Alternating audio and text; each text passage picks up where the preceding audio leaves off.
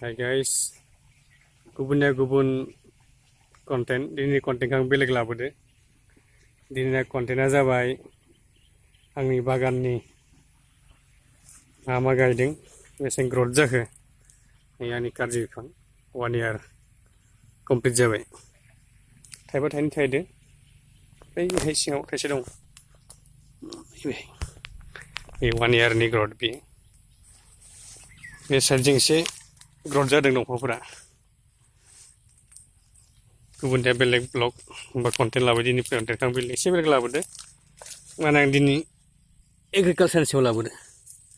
नोंथांमोना अननानै सुहाबदो लाइक खालाम आरो कमेन्ट आरो शेयार आरो साबस्क्राइब खालाम दाबाव, जाहाथे बिदिनो मोजां मोजां आंबो इउटुब खालामनो एसे थुलुंगा मोनो।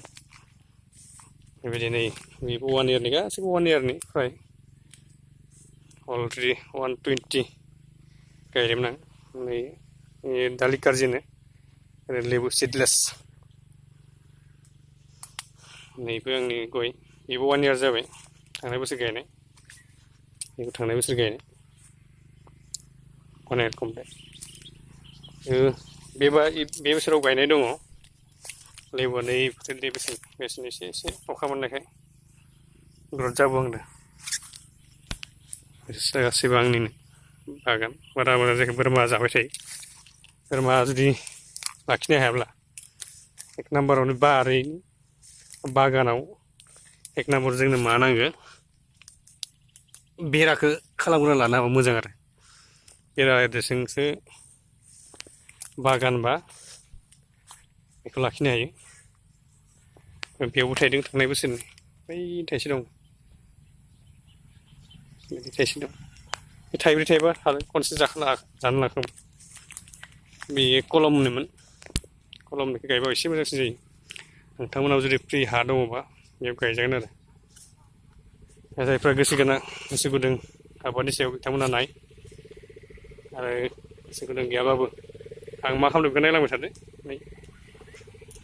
थांनाय बोसोरनि सिडलेस लेमन बेफोरबो। आरो बेनि सायाव मोजांसिन लाबोनोबा दा हासार जाहोनांसिगोन आं साननैसो उनाव। बे दंफां गुदि गुदि हासार जागोन आं।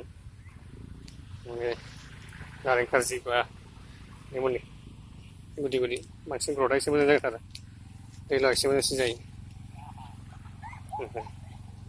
गासैबो बोरमा जुदि हाबोबा बिराद दिगदार। स' गाइस, दिनै भिडिअखौ गोलाव खालामला, गुबुन सानाव आरो मोजांसिन दिखांनानै होगोन। नोंथांमोना नेनानै थादो। Thank you for वाचिं।